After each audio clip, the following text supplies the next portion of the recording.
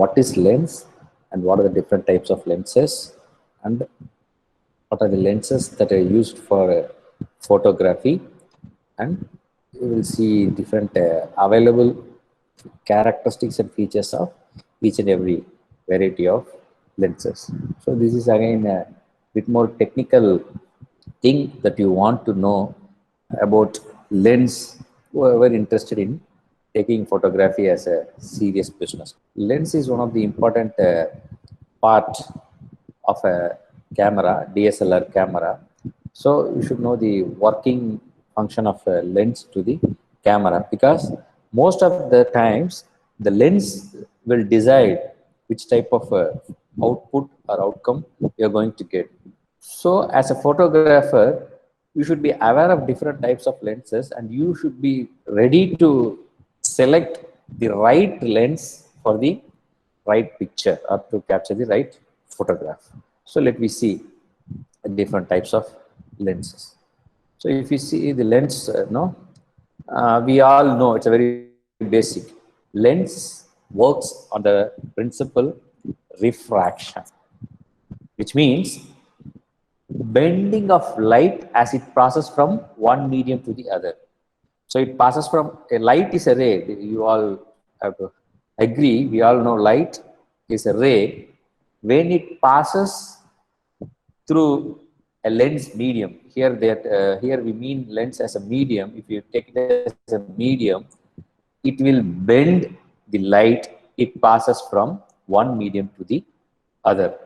So this lens will work under the principle of refraction. There are two things, reflection and refraction, where any lens or glass material will have. So this particularly the lens have the principle of refraction.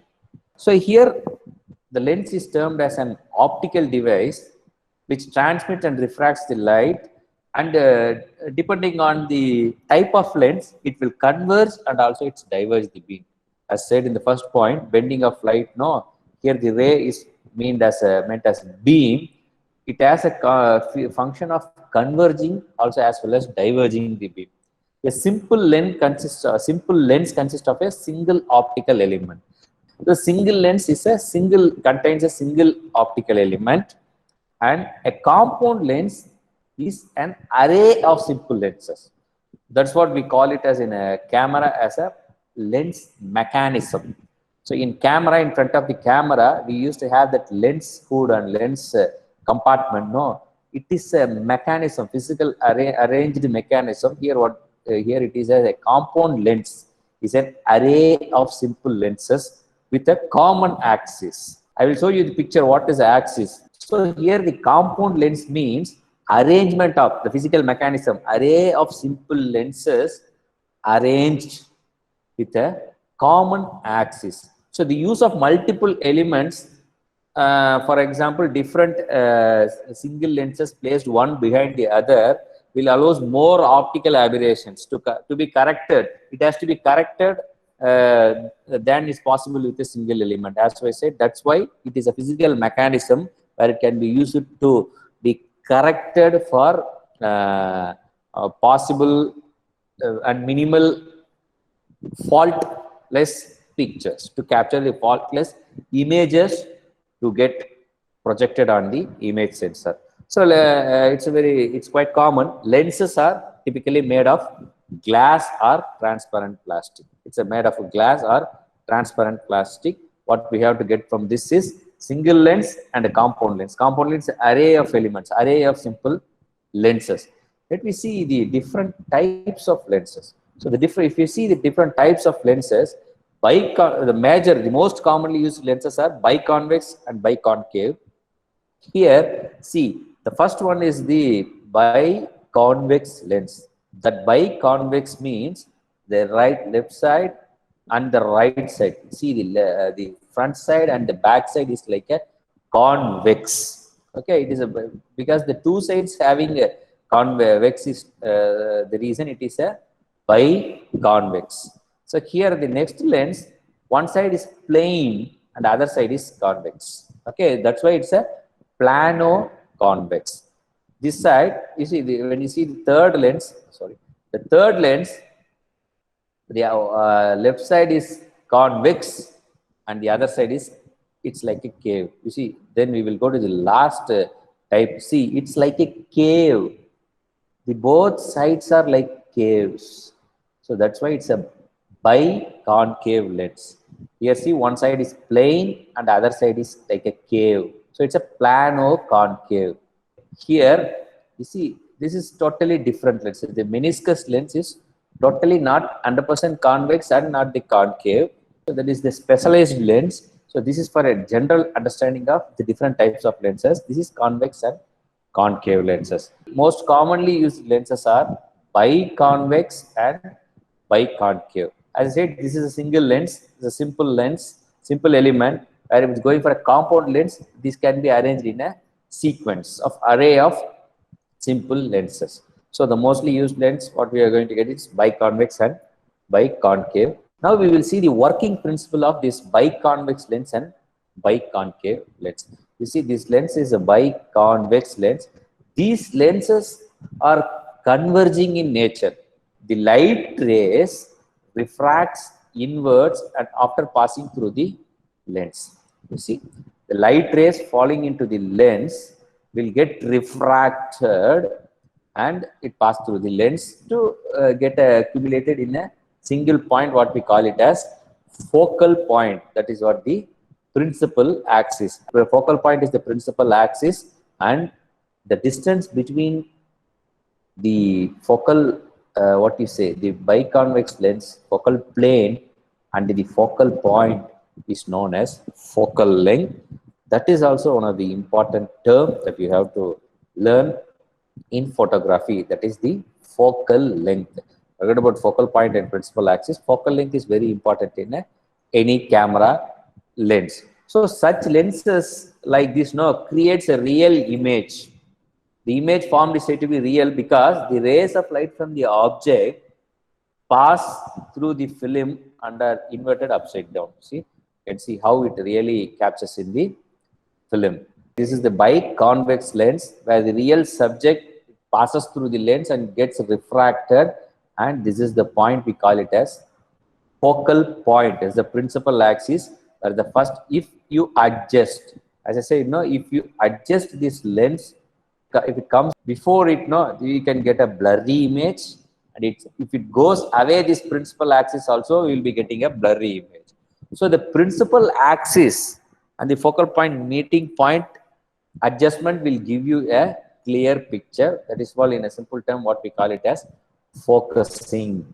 Focusing the lens, just as a physical mechanism, just moving towards and away the lens to get a principal axis point to be projected on the image sensor, where here image sensor is from.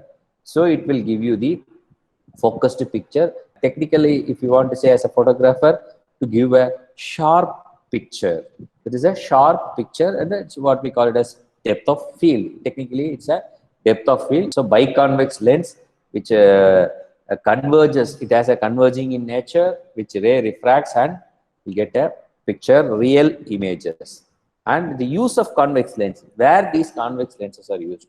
You see, it is used in cameras, magnifying glasses like microscopes, telescopes, where our human eye is a perfect example for a convex lens. The spectacles which we use and the rear view mirrors in the vehicles. So if you take it particularly in camera to see it in detail, as these are all basic. The body, it is light tight and contains all the mechanical parts of the lenses which is arranged. So the lens which is a convex converging lens, a film, okay, that is a sensor medium, charged coupled device if it is a digital camera. So where the convex lens is used in cameras, magnifying glass, microscopes, telescopes, human eyes, spectacles, and vehicles as a rear view mirrors. Then we will see the principal working function of a biconcave lens. Concave lenses are thinner at the middle, so the rays of light passes through the lens are spread out and they diverge. So convex lens is a converging lens. It converges the light rays and the concave lens is a, what is it, the diverging nature. It diverts the rays. So the image formed is virtual, and it at one point it will get diminished. It will become smaller. See here, it is the principal axis biconcave lens. So this is what they call the focal point, the principal axis. So here the difference is the converging nature in biconvex lens and the diverging nature for biconcave lens. So where in convex lens, biconvex lens, we will get a real image or real picture, and in biconcave lens we will get a diminished or smaller picture. So where we use this concave lenses is in the flashlights, lasers, the peepholes in the windows, the doors, reflectors, and in street lights. So if you take the type of lenses generally to classify, zoom length, single focal length, special purpose. So the zoom, it's a physical mechanism where it will be having a adjustment of lens from away and towards the image sensor. And single focal length, it's a fixed, the lens is a fixed one. Yeah, this one, this focal length, the between this principal axis point, focal point and lens will be, it is in a fixed position. So that's why it's a single focal length lens. Zoom length, where this can be varied. This will help you to know better how the image is projected into the camera detail. So you see the object which attaches a light ray and light beam into the biconvex lens, and in the last one, this is the image sensor, where what we call it as the image plane. So the distance between the sensor and the lens is known as the image space, and the lens and the subject is known as the object space. So this is the subject plane and this is the image plane. See, the axis point where it meets, the focal point where the refracted ray meets, is known as the this portion is the focal length, where we'll get you a clear, sharp picture. That is going to be fall on the image sensor. That is the image plane. Zoom length, single focal lengths, where the focal point, the distance between the image sensor and the lens, it will be fixed length. So that is why it's a single focal length, and the special purpose lenses are there. So if you want to classify this in a general, there are three types of lenses: zoom lenses, single focal length lenses, and special purpose lenses. In zoom, wide angle zoom, normal zoom, and telephoto zoom. Wide angle, normal, and zoom in single focal, and the special purpose is the macro, what we call as macro, fisheye, and perspective control. You will see the different types of lenses and its advantage, disadvantage, and its features detail. If you see here, the lens focal length and how it is classified in terms of focal length and the type of photography it can be used to take. The lens focal length, that is less than 20 millimeter. Again, keep it in mind, the focal length means the distance between the focal point and the lens is the focal length. So if it can be used to have a between the less than 20 millimeter, the type of lens is known as extreme wide angle lens, where it can be used for architecture, landscape. So if the lens focal length between 21 millimeter to 35 millimeter, it will be a type of a wide angle lens, where it can be used to take landscape photos, landscape covering the environment, whole environment to be captured. And the focal length 35 millimeter to 70 millimeter is termed to be as a normal lens, which is used for a normal street and documentary purpose. It's a real show or real visual we are going to capture. That's why it's a normal. We are taking it for documentary. And the distance 80 millimeter to 135 millimeter. What I am telling here is the range of focal length. The lens is compatible to adjust within a range of 80 millimeter to 135 millimeter, which we call it as medium telephoto lens.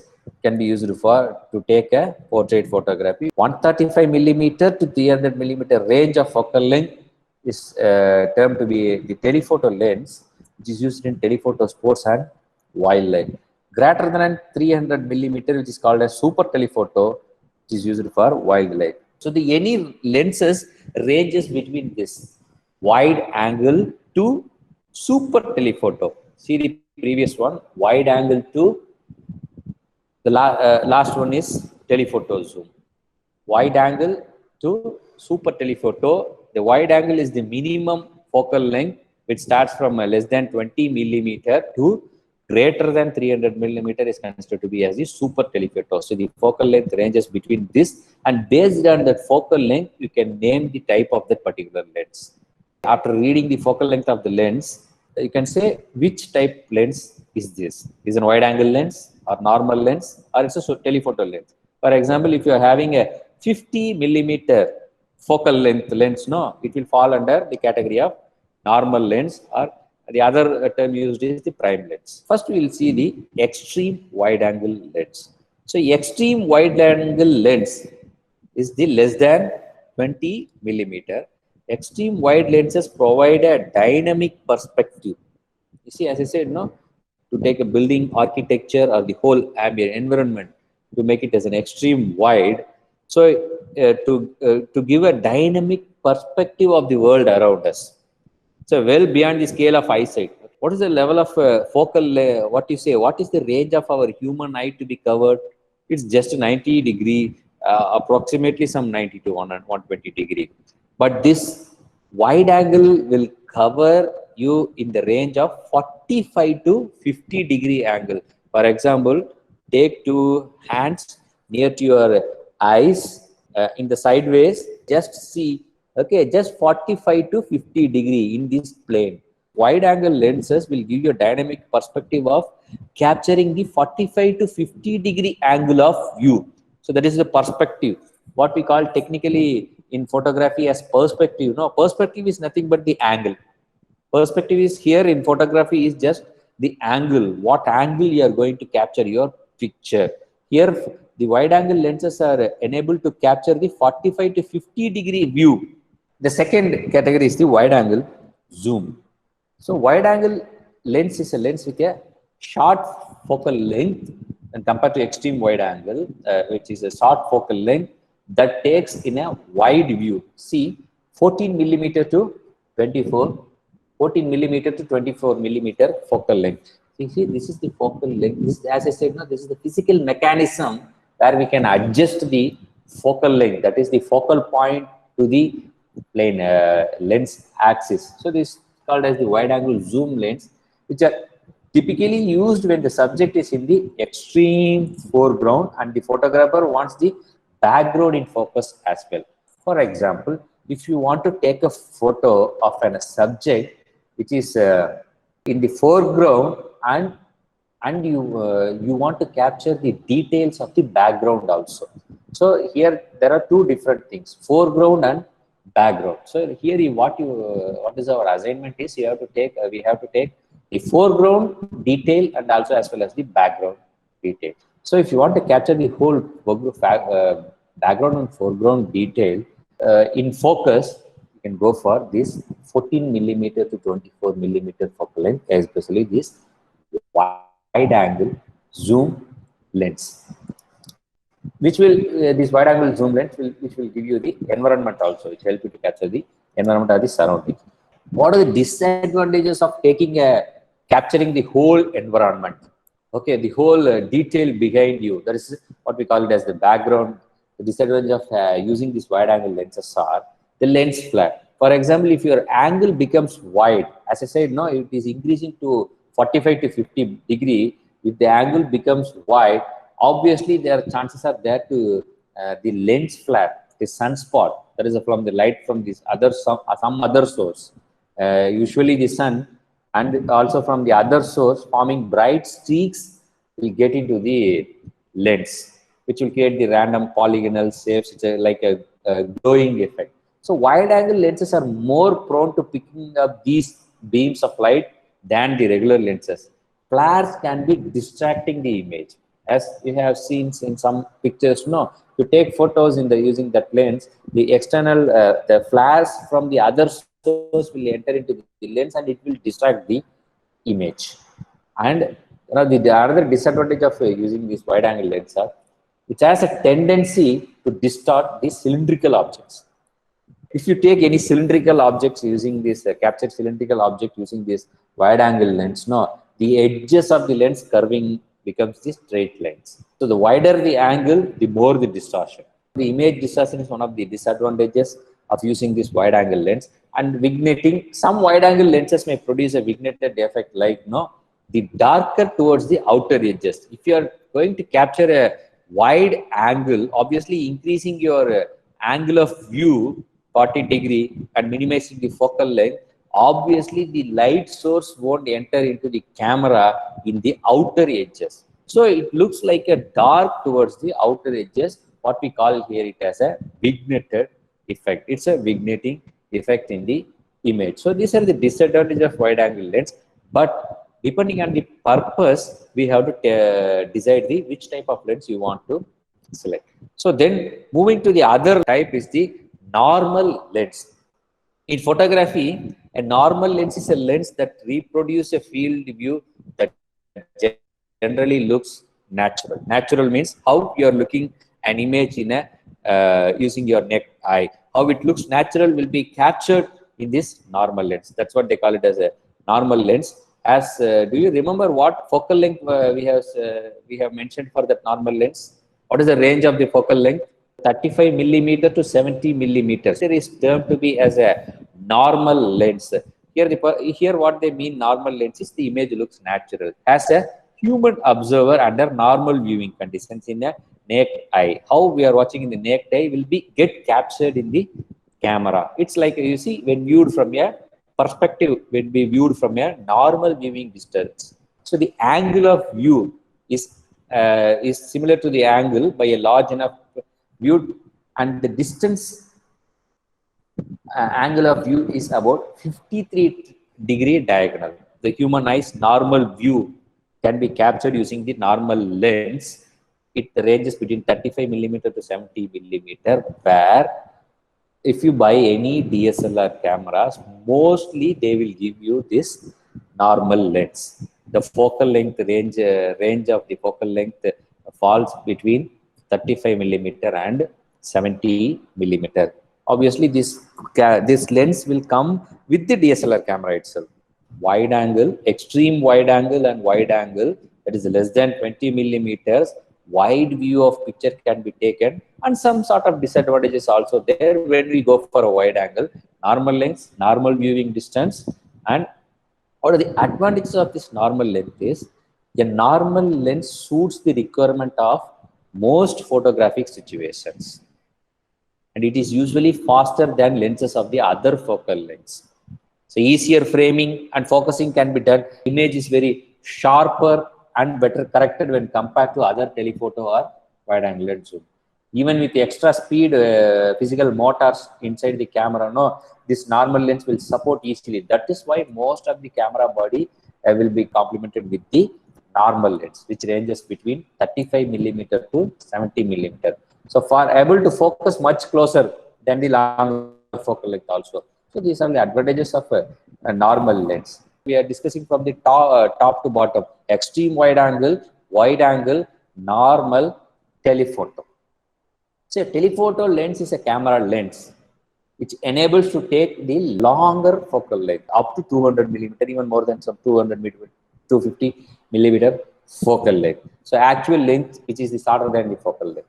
So the physical length of for this reason, if you see any telephoto lens, it is having a longer focal length. What is the, again I am recalling again, what is the focal length? The focal length is the focal point, distance between the focal point, that is the principal axis of the image and the lens. Obviously, if we go for a longer focal length, means the distance will be more.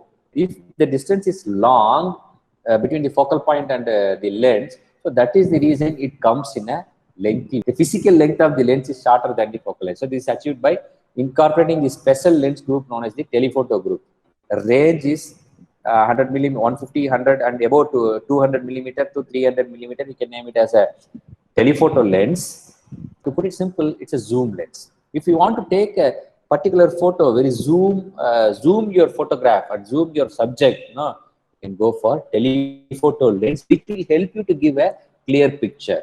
Don't ask, sir, is the normal lens also some zoom option is available? No, we can zoom using the normal lens also, we can take, no, but it is limited to 35 millimeter to 70 millimeter. But still, if you want to zoom further more, the object which is away from the camera, where we have to zoom it and get a clear and sharp picture, we can go for this telephoto lens. Because of the more long focal length, the physical mechanism also looks bit lengthy. So medium, in this telephoto, there are two things: medium telephoto and super telephoto. Just how to classify is with the only the field of view. 30-degree and 10-degree field of view. That is 85 millimeter to 135 millimeter. And super field telephoto, even it go less than the 8-degree for particular zoom. Thus, that is the telephoto. Tele means distance. To take objects in the far away from the camera. Tele is the distance.